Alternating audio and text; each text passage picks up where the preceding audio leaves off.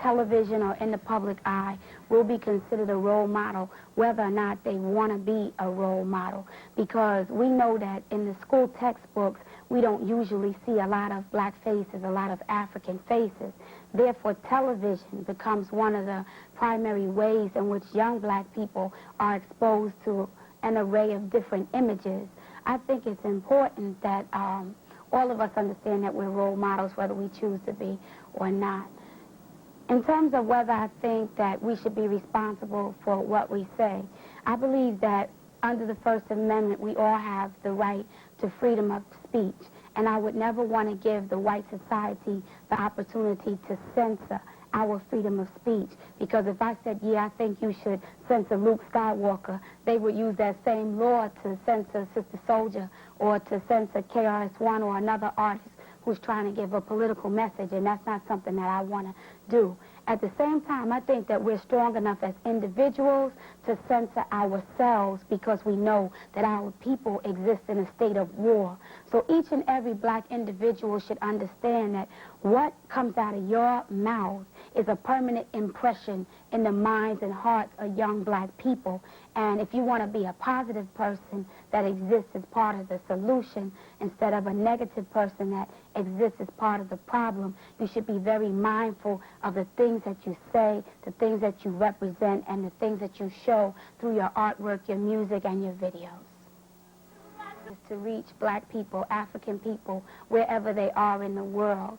I think that the reason why I chose hip-hop as one of the avenues in which I choose to communicate is because hip-hop is the most dominant force in the lives of young black people today.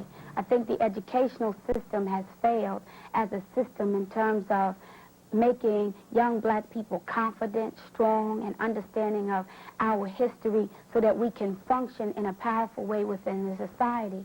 I think the history lessons that the majority of young black people have learned today have come through hip-hop. So I am interested in youth in particular, because youth will decide where the country will go, where the world will go, and where we as African people will go. But I also do other things like lecturing, talk shows, other different avenues where I'm reaching a much wider audience than just young black female voice. And I know that Public Enemy, as they moved around, people were asking them about their opinions on women and why they didn't have any women in the group. And Chuck D asked me would I like to do a record with him. I guess he felt that I best represented the message that he was trying to express. And I said, well, what's the record about? So he said it's about black youth and how we don't have recreational facilities to go to. So a lot of times we get into trouble, into things that we shouldn't be doing because our minds are not occupied. And I said, well, what's the title of the record? He said, Buck Wildin'. I said, well, how does it work? He said, you write your half, I'll write my half, and then we'll come together and we'll record it. I said, okay. And about 3 months later, he called me and asked me, did I write my part? And I said, yeah, I wrote it. And he said, but I really didn't. You know, he said, come down to the studio so we can record it now. I only have 2 hours because I'm on my way to Europe. And so, you know, I got in the car and I started writing it on the way there.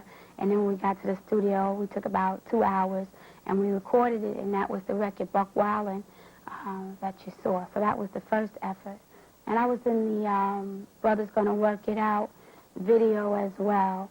I'm in the Apocalypse 91 album, but right now I have a solo deal as Sister Souljah on the Epic Sony label.